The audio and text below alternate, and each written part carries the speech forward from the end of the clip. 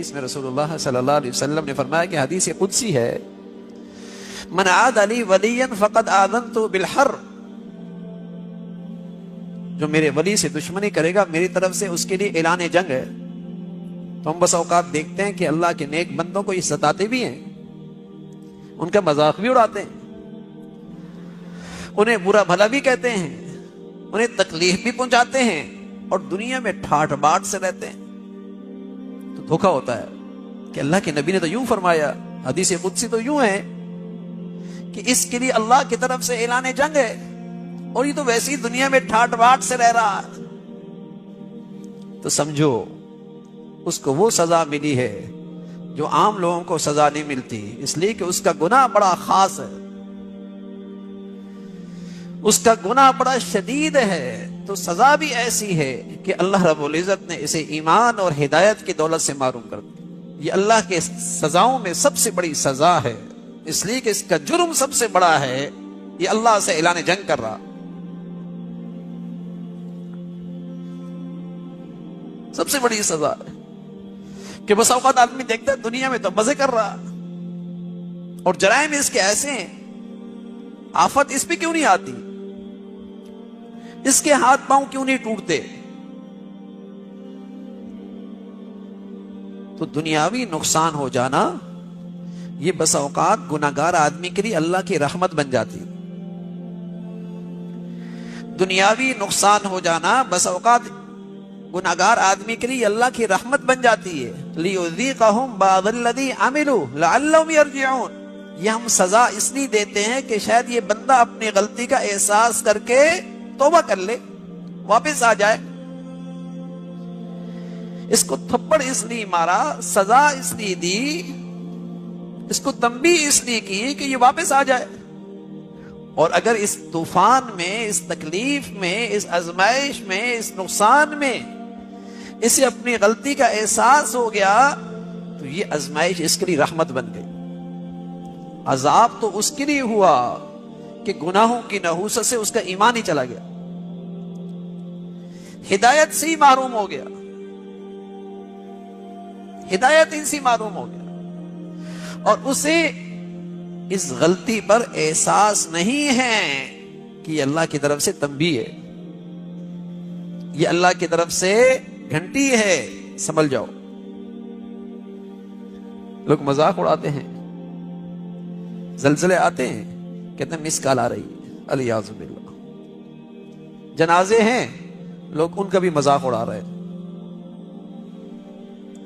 زمین ہلتی ہے اس کا بھی مذاق اڑا جاتا ہے۔ ایک ہوتا ہے گناہ چپکے سے، اس کی سزا بھی چپکے سے ہوتی ہے، لیکن ایک گناہ جب علل اعلان ہوتا ہے تو پھر سزا بھی علل اعلان آتی ہے۔ کل امت معافا الا المجاہرین، میری ساری امت کی معافی ہے، لیکن جب علل اعلان سرکشی کرتا ہے اس کی سزا بڑی سخت ہے۔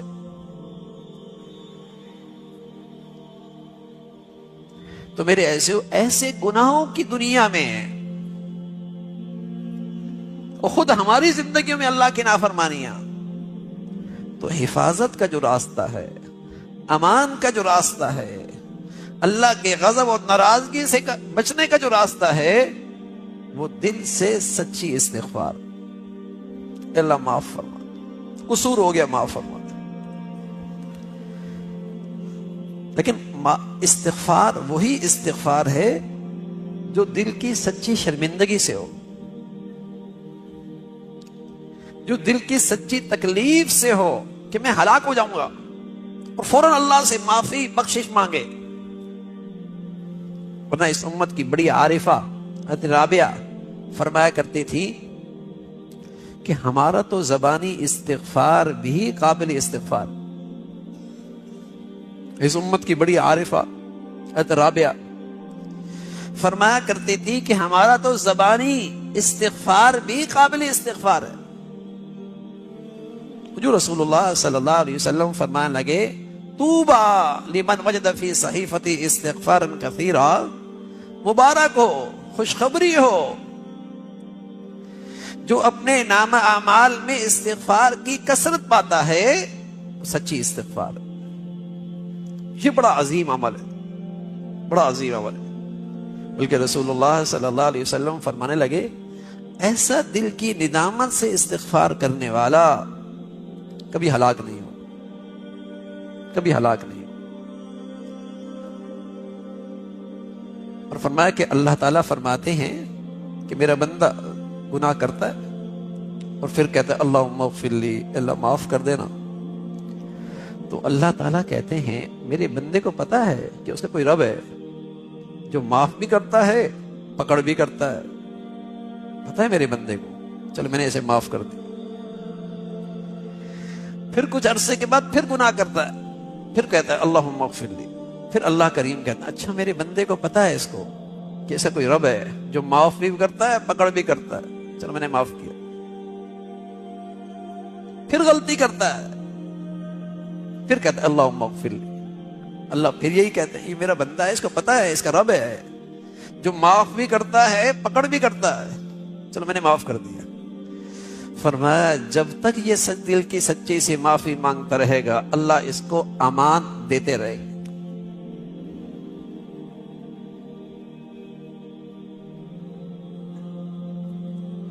اس استغفار کی برکت سے آدمی خود بھی گناہ کی ہلاکت سے محفوظ رہتا ہے، اللہ کے غضب سے محفوظ رہتا ہے، اللہ تعالیٰ کی ناراضگی سے محفوظ رہتا ہے.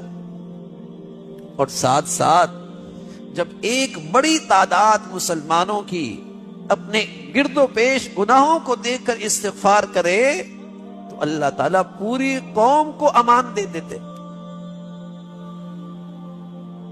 پوری قوم کو امان دے دیتے ہیں.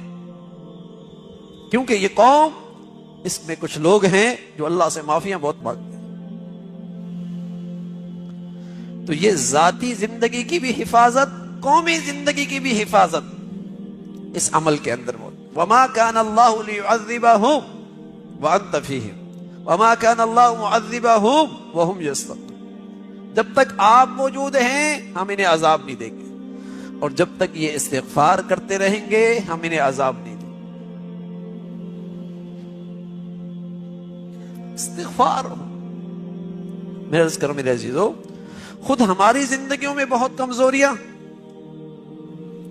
اور پھر ارد گرد کے ماحول میں جو اس وقت اللہ کی نافرمانیاں ہیں. اس لیے کہ پھر جب اللہ کی پکڑ آتی ہے تو صرف بد آدمی اتنی بھی نہیں آتی، دنیا میں تو سب لپیٹ میں آتے ہیں. اس لیے اللہ میاں کہتے ہیں وَاتَّقُوا فِتْنَةَ لَا تُصِيبَنَّ الَّذِينَ ظَلَمُوا مِنْكُمْ خَاصَّةً. اللہ کی اس پکڑ سے بچو جو صرف ظالموں پہ نہیں آتی، پھر دنیا میں سب لپیٹ میں آتے، کیونکہ انہوں نے بھی معافی مانگنا چھوڑ دی نا. انہوں نے بھی ان کے لیے معافی مانگنا چھوڑ دی، انہوں نے بھی منکر پر نکیر کرنا چھوڑ دی، انہوں نے بھی گناہ سے نفرت کرنا چھوڑ دی. وہ پھر صرف گناہگار پر عذاب نہیں آتا. تو حفاظت معافی مانگنے میں، حفاظت اللہ سے دل کی سچائی سے بخشش مانگنے میں ہے. استغفار ہو اپنے لیے بھی مسلمانوں کے لیے بھی. بلکہ پیارے رسول صلی اللہ علیہ وسلم فرمانے لگے جو ایمان والوں کے لیے دن میں 27 مرتبہ اللہ سے معافی مانگتا ہے تو اس کے اندر یہ تاثیر ہے اللہ اسے مستجاب الدعوات بنا دیتے، اور اس کی بزرگی کی وجہ سے اللہ دوسروں کو بھی رزق دیتے ہیں. سبحان اللہ.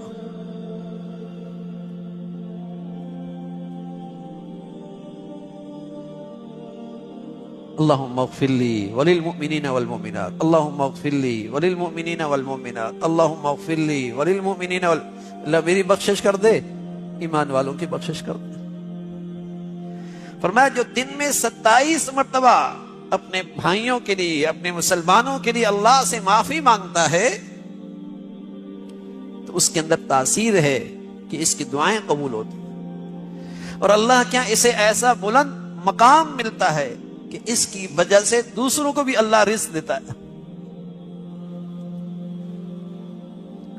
تقوی کی جو برکتیں ہیں نا، تقوی کی وہی برکتیں استغفار کی بھی۔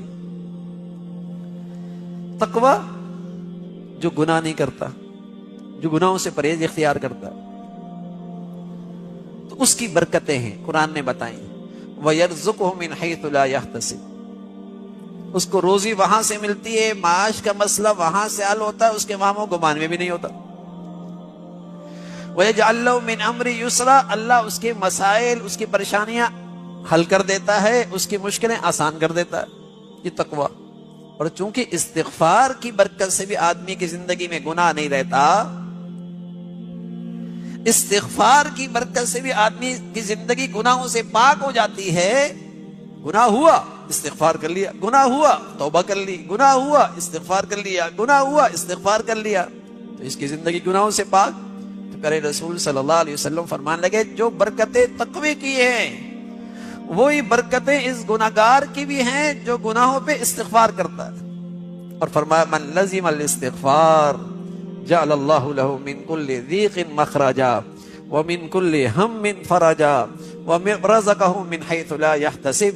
اس استغفار کی دنیاوی برکتیں، اس استغفار کی دنیاوی برکتیں، جعل اللہ له من كل ضيق مخرجا، ہم اس کی ہر تنگی سے کوئی نہ کوئی راستہ نکال دیں، اور ہر غم اور ہر ہم اس سے نجات نہیں دیں گے، اور اس کا معاش کا مسئلہ وہاں سے حل ہوگا کہ اس کے وہم و گمان کے اندر بھی نہیں۔ لوگ وظیفے پوچھتے ہیں، ہم کہتے ہیں میاں اپنے غلطیوں پہ استغفار کیا کرو، یہ سب سے بڑا وظیفہ ہے مسائل کے حل کا، پریشانیوں سے نکلنے کا، غموں سے نکلنے کا، پریشانیوں سے نکلنے کا، مشکلات سے نکلنے کا سب سے بڑا وظیفہ پیغمبر نے دیا ہے، اللہ کے حبیب صلی اللہ علیہ وسلم نے دیا۔ جعل اللہ له من كل ضيق مخرجا ومن كل هم فرجا ورزقه من حيث لا يحتسب۔ غم نہیں رہے گا، پریشانی نہیں رہے گی، اللہ معاش کا مسئلہ آسان کر دیں گے۔ لیکن استغفار، یہ ساری برکتیں اس استغفار پر ہیں جو صرف زبانی نہ ہو، صرف زبانی نہ ہو، دل کی سچائی سے اپنے قصوروں پر، اپنے گناہوں پر اللہ سے بخشش مانگ رہا ہو، اللہ تعالیٰ سے معافی مانگ رہا ہو، اس کی یہ برکتیں ہیں۔ استغفار کرے، اللہ سے معافی مانگے، اللہ کی ناراضگی بھی سی، نعمتوں کے چھن جانے سے بھی، اللہ کی پکڑ سے بھی، عذاب سے بھی حفاظت، اور دنیاوی برکتیں بھی، دنیاوی برکتیں بھی، دنیاوی لحاظ سے بھی آسانیاں۔ بڑا عظیم عمل ہے، اور اس سے صرف قصور معاف نہیں ہوتے، صرف گناہ نہیں معاف ہوتے۔ پیغمبر تو گناہ کرتے ہی نہیں تھے، وہ تو معصوم تھے، لیکن یہ اللہ کا اتنا پیارا عمل ہے، اللہ کو اس سے اللہ کا اتنا قرب ملتا ہے، اس پر اللہ کی ایسی خاص رحمتیں ہوتی ہیں۔ پھر نبی فرمایا کرتے تھے میں بھی دن میں 100 مرتبہ سے زائد اللہ سے معافی مانگ، جو گناہوں سے معصوم ہوتے ہیں وہ جو استغفار کرتے ہیں نا، وہ استغفار اس لیے کرتے ہیں کہ پتہ نہیں عبادت اس میں جو کوتاہی رہ گئی اللہ اس کمی کو پدور کر دے۔ اس لیے پیارے نبی صلی اللہ علیہ وسلم کی سنت ہے، جب آپ فرض نماز پورا کر لیتے تھے تو کہتے تھے استغفر اللہ استغفر اللہ استغفر اللہ۔ فرض نماز پڑھی، اور پیغمبر جیسی نماز کس کی ہو سکتی ہے؟ لیکن آپ کہنا اے اللہ جو اس میں کوتاہی رہ گئی معاف فرما دے، جو اس میں کوتاہی رہ گئی معاف فرما دے، اے اللہ جس میں کوتاہی رہ گئی معاف فرما دے۔ اس میں عبدیت ہے، اس میں عبدیت کی شان ہے کہ بندہ اپنے مولا کے سامنے ہمیشہ عاجزی دکھائے، انکساری دکھائے، عجز دکھائے۔ اللہ کو یہ بڑا پسند، اور اس استغفار کی برکت ہے جو واقعی دل سے اللہ سے معافی مانگتا ہے اپنی غلطیوں پر، اللہ اسے تکبر کی مصیبت سے محفوظ رکھتا ہے، دوسروں کی عیب جوئی سے یہ محفوظ ہو جاتا ہے۔ ارے میں جب خود ہی اپنے آپ کو قصوروار ہر وقت سمجھتا ہے، ہر وقت خود ہی قصوروار اپنے آپ کو سمجھتا ہے، تو اس کی نظریں دوسروں کے عیب دیکھنے سے بند رہتی ہیں۔ تکبر، بڑائی، معافی مانگنے والے میں اور تکبر میں کوئی جوڑ نہیں ہے۔ ایک چیز آتی ہے، یا تکبر آتا ہے یا معافی ہوتی ہے۔ عاجزی اور تکبر میں کیا جوڑ ہے؟ اللہ تعالیٰ سے معافی مانگنا تو عاجزی کا اظہار ہے، عبودیت کا اظہار ہے، اپنی کمزوری کا احساس ہے، تکبر نہیں ہوتا۔ تو میرے عزیزو، زبردست عمل ہے، گناہ بہت ہے، اور گناہوں کے پیچھے ہلاکت ہے، گناہوں کے پیچھے ہلاکت ہے، ہلاکت۔ چھوٹا بڑا کوئی چیز نہیں ہوتی۔ بس اوقات آدمی بڑی آگ پہ قابو پا لیتا ہے، لیکن اگر چھوٹی سی چنگاری کو نظر انداز کر دے تو اسی چنگاری سے پورا گھر خاکستر ہو جاتا ہے۔ بس اوقات بڑے سانپ سے آدمی ہوشیار ہو جاتا ہے، اس سے بچ جاتا ہے، اور چھوٹا سانپ چھوٹے بچے کو ڈس لیتا ہے، مر جاتا ہے۔ کوئی ایسا نادان نہیں ہوگا کہ بڑے سانپ سے تو بچوں کو بچا لے اور چھوٹے سانپ کی طرف بچے کو جانے دے۔ کوئی ایسا احمق نہیں ہوگا کہ بڑے آگ سے تو بچوں کو بچا لے اور چھوٹی آگ کی طرف بچوں کو دوڑ کے جانے دے۔ کوئی کرتا ہے؟ ارے میاں، چھوٹے سانپ کا بھی زہر جان لیتا ہے، چھوٹی آگ بھی جلا دیتی ہے۔ تو میرے عزیزو، گناہ گناہ ہے، اللہ کی نافرمانی نافرمانی ہے، بڑی یا چھوٹی ہے، اس کے پیچھے ہلاکت چھپی ہوئی ہے، اس کے پیچھے اللہ کی ناراضگی چھپی ہوئی ہے، اللہ تعالیٰ کا غضب چھپا ہوا ہے۔ گناہ نہ کرو، اور گناہ ہو جائے گا، ہو جائے گا تو بھائی استغفار کرو، پھر استغفار کرو، پھر اس کا یہ تریاق ہے۔ اگر یہ تریاق اس زہر کے لیے استعمال نہ کی تو گناہ کا یہ زہر آپ کی زندگی کو مصیبت میں ڈال دے گا، کسی مصیبت میں آ جاؤ گے،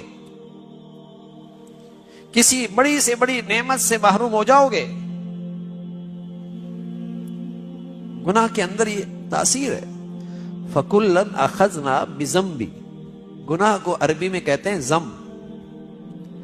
فَكُلًّا أَخَذْنَا بِذَنْبِ، ماضی کے قوموں کا تذکرہ کیا اور فرمایا فَكُلًّا أَخَذْنَا بِذَنْبِ، یہ قومیں جن کے پاس سلطنت غیر معمولی، جن کے پاس زراعت غیر معمولی، جن کی جسم کی توانائی طاقت غیر معمولی، جن کا قد و قامت اور قوت غیر معمولی، جن کے ملکوں کی نعمتیں موسم غیر معمولی، اللہ میاں پھر یہ ہلاک کی ہوئی، اتنی اچھی معیشت، اتنے بڑھیا وسائل، اتنی زبردست ان کے ملکوں کے موسم اور آب و ہوا، فَكُلًّا أَخَذْنَا بِذَنْبِهِ، ہم نے انہیں ہلاک کیا ان کے گناہوں کی وجہ سے۔